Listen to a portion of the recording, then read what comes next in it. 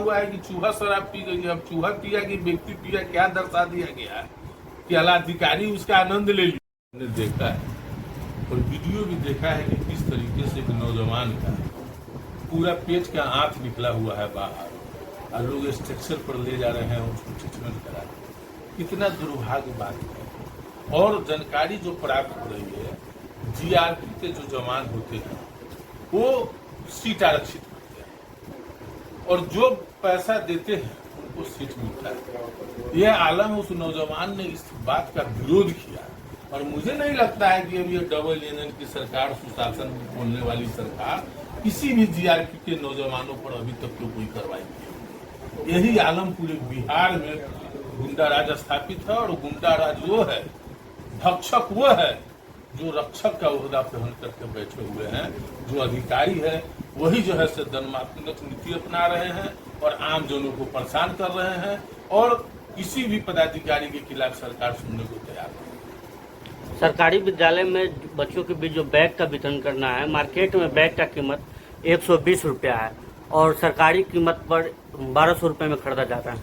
सभी विद्यालयों में अनुसरवन समिति बनी हुई है, आज से नहीं, बहुत पुरानी है परंपरा है। और कोई भी कार्य होती है उसके विकास में स्कूल का तो अनुसरवन समिति उसकी देख रेख करती है।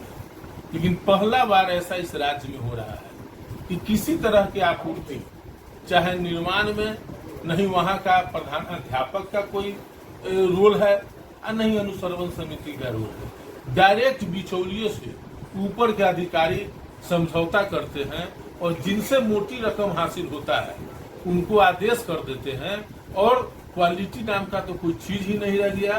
क्वांटिटी भी कम दिया जाता है और उसको कागज में ज्यादा दर्शा करके और वाड़ा नयाड़ा कर दिया जाता है। ये सभी जगह हाल है पूरे बिहार में शिक्षा विभाग में। सरकारी विद्यालय में डेस्क बेंच खरीद बिक्री दोनों पर लगातार अनियमितता बढ़ती जा रही है। सभी जगह से बातें आ रही है लेकिन सरकार कहाँ इस पर कोई कार्रवाई कर रही है। बीते दिनों काटी प्रखंड कार्यालय में आपके द्वारा बैठक में काफी कहा गया कि जो भी लोग गलत करेंगे उन पर कार्रवाई की जाएगी, एफआईआर किया जाएगा। इसको लेकर के क्या हम तो जनप्रतिनिधि के नाते जनता की आवाज को बुलंद करने का काम किया है और हम लोगों ने कहा कि अगर किसी तरह का अपराध और भ्रष्टाचार करता है तो उस पर कार्रवाई होनी चाहिए।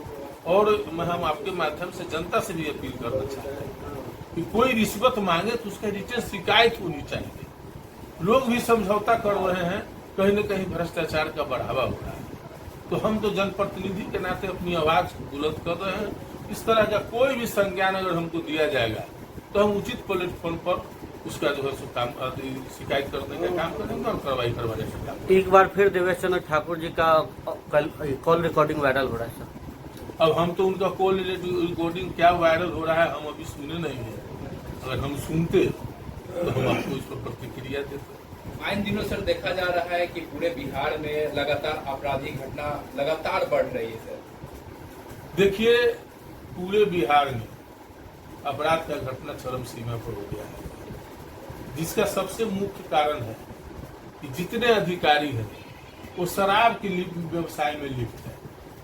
शराब माफिया से सांठगांठ है। हर जगह शराबबंदी है लेकिन हर जगह शराब मिल रहा है। हर इलाके में होकर है। वसूली में पुलिस विभाग के लोग लगे रहते हैं। उस वसूली से समय बचे तब ना अपराध की तरफ ध्यान दे। और अब तो पदाधिकारी इतना रुपया कमा लिए हैं शराब से, जो बोलते हैं कि उनको कोई डर ही नहीं है। वो तो चाहते हैं कि अगर सस्पेंड भी हो जाएंगे तो अपने परिवार के साथ टूर पर निकाल जाएंगे 6 महीना साल भर के लिए। इसलिए कि उनको तो कोई तरह की दिक्कत नहीं है।